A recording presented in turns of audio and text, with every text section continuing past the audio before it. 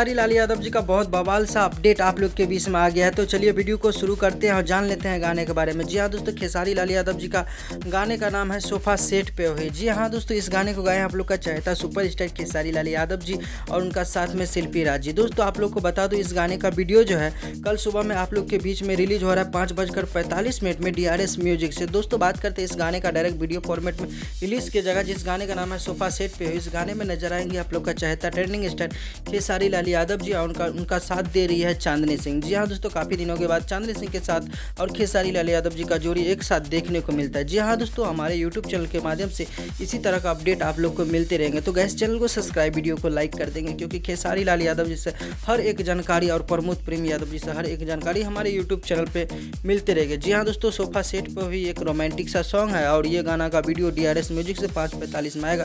तो कल आप लोग तैयार रहिएगा इस गाने को मिलियन में पहुंचाने के। मिलते हैं नए वीडियो के साथ, तब तक के लिए bye bye, take care, love you all.